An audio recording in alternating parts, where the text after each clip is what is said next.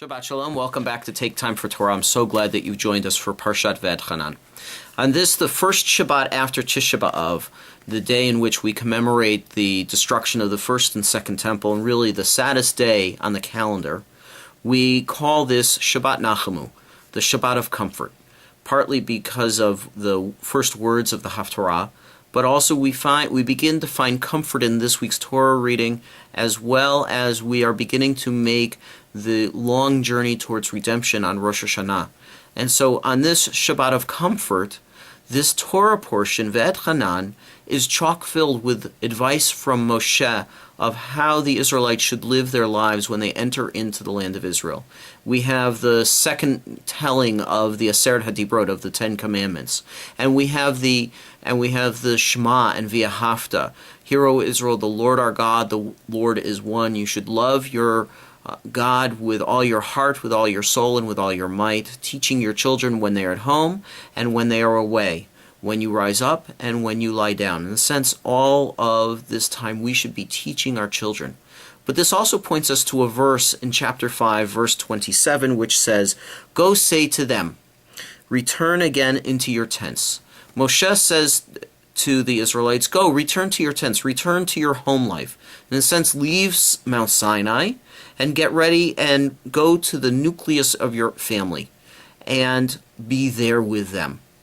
In a sense, it is Moshe telling us that the center of Jewish life and the center of life is not the community, but rather the home and the nuclear family, the central family to your lives. Rabbi Shlomo of Peshicha, who is a Hasidic Rabbi, teaches actually the same thing. He says that this verse tells us something about Jewish home life.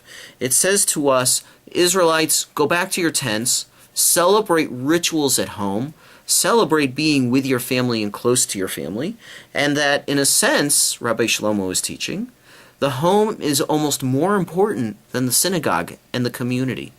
The synagogue is certainly a place to gather. It is certainly a place for communal prayer, and it's certainly a place to celebrate life's joys and sorrows. But the home is the nuclear part of your family. Now, I'm not talking about what we traditionally call the nuclear family. I'm talking about the home as being the focal point of your life.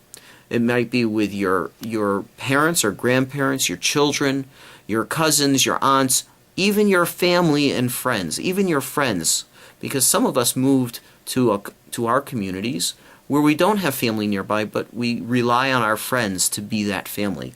In a sense, we should be looking at the home as a place for celebrating Jewish life. And in celebrating Jewish life, we do so through the observance of Shabbat. We do so in the observance of Kashrut.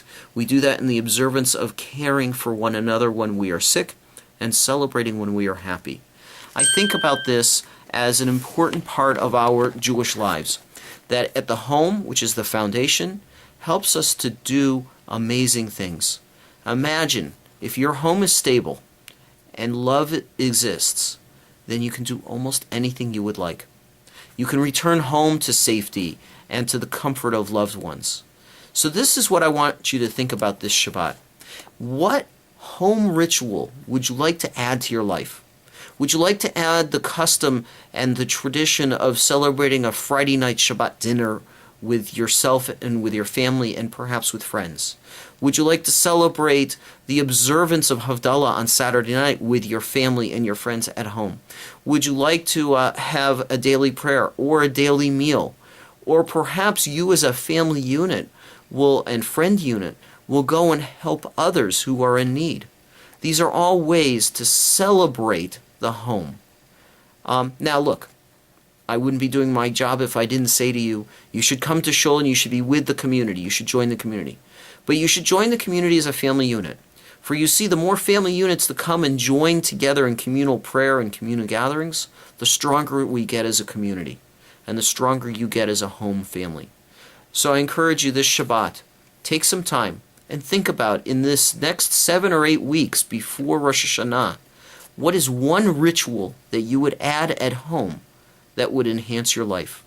Perhaps it may be just as simple as lighting Shabbat candles every Friday night. If you need help, we're here to help you. If you need a ritual, we'll help you figure out a ritual. Whatever it is, be in touch with us. We'll help you strengthen your family home life. Because as you strengthen your family home life, so you will strengthen our community. Shabbat Shalom. I look forward to seeing you next week for the next installment of Take Time for Torah.